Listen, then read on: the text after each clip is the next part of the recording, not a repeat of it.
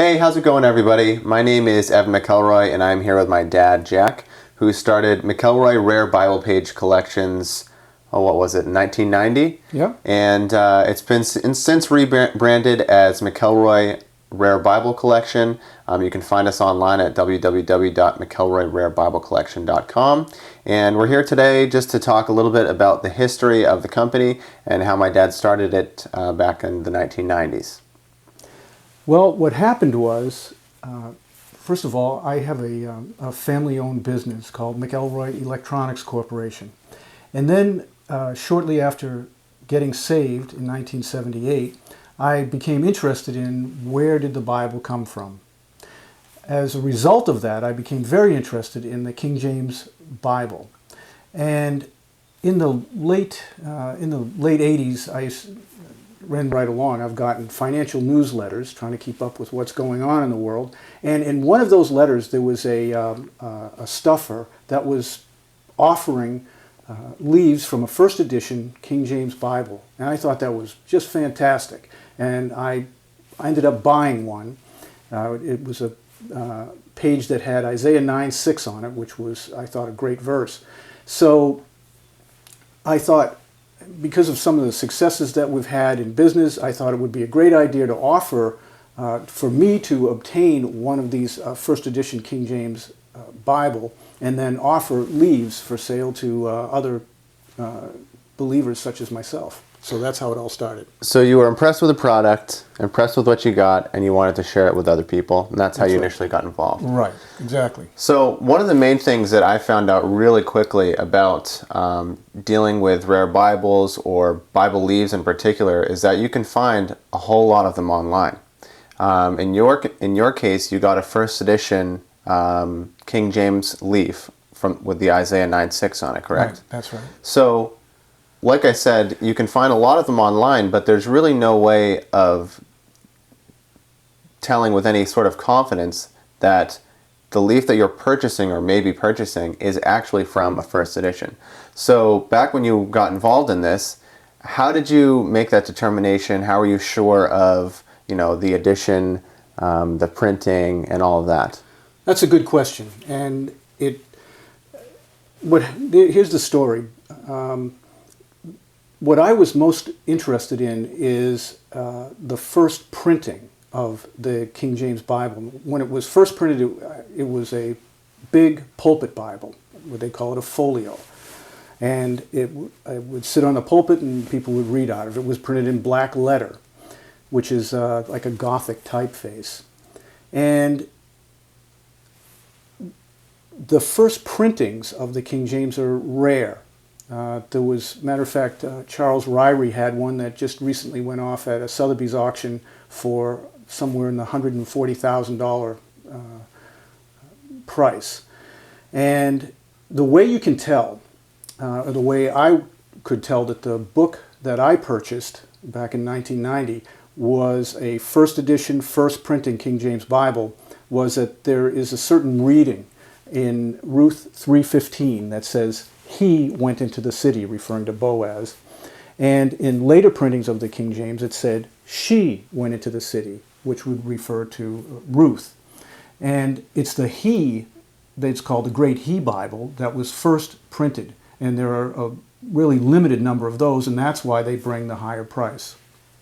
So there's distinctions that you can find within the text itself that sets one edition apart from another, typically. Right. You can, for example, there was actually a misprint in the first edition, first printing King James in 1611 in Exodus 14:10, where they repeated a line twice. So it was things like that, little things that would indicate that that the Bible that I purchased was a first printing of the King James Bible. So really our purpose for making this video is to illustrate and demonstrate that, the Bible leaves that we're selling on our website are actually authentic from the first printing King James 1611. And the way that we can still prove that is we have documentation of your purchase of that Bible you have pictures with the full Bible in front of you, Sure. and we still have the leaf on Ruth 3:15. Right. Is it 3:15? Yeah. For sale on the websites that shows that it's from a first edition, first printing King James Bible. Well, let me say this so you understand the differences and why there's somewhat of confusion, especially with all the, we can find leaves on eBay and through dealers and so forth.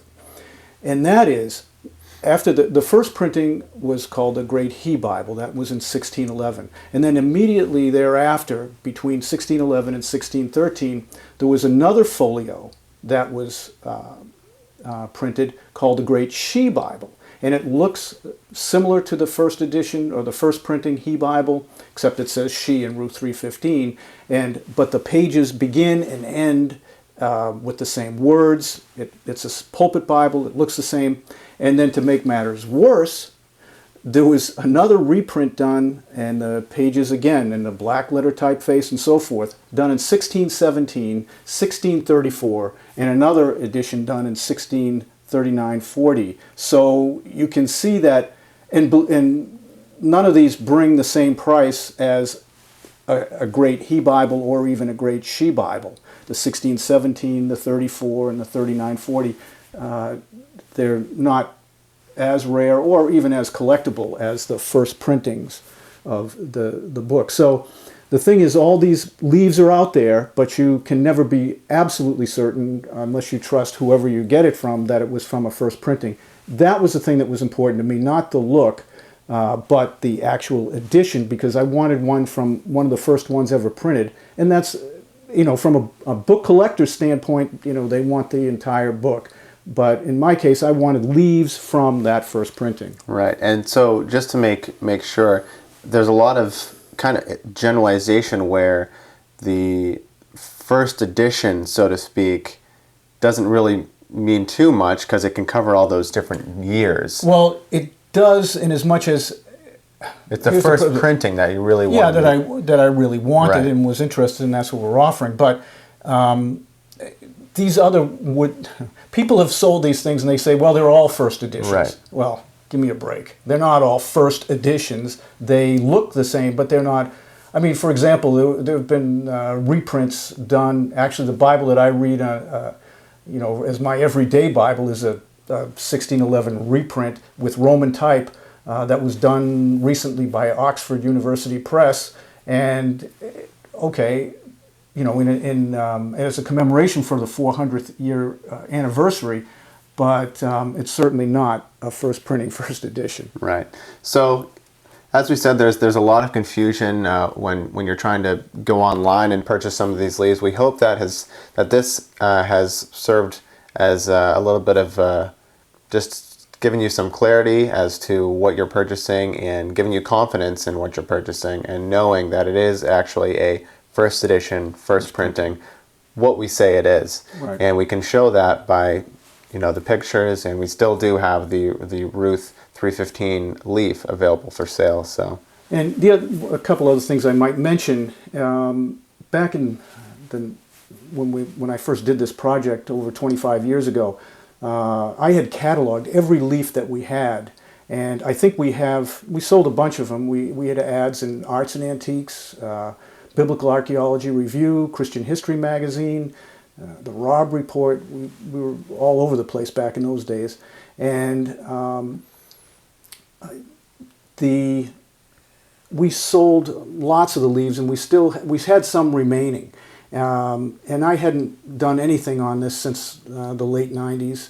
And so I'm glad to see that Evan has sort of picked up the mantle and is offering these for sale now. He's posted them all. Every leaf that we have left is now online. You can look at them and see what you like. Back in the day, I was selling them framed like you see here. And I think Evan's going to, if you're interested in anybody who buys one, we'll give you the dimensions and so forth. He's not selling them framed anymore. That was a huge project, believe me. But anyway, we'll give you the dimensions and so forth. So if you want to frame them like you see here, you can take the dimensions to the framer and the information, and they'll be able to reproduce something like this, or you could do it any way you'd like. So So we hope you've enjoyed the video. We hope the information has been informative and valuable to you. If you'd like to leave a comment, you can do that below, or you can, if you have any questions, you can send an email to info@McElroyRareBibleCollection.com. And thanks a lot.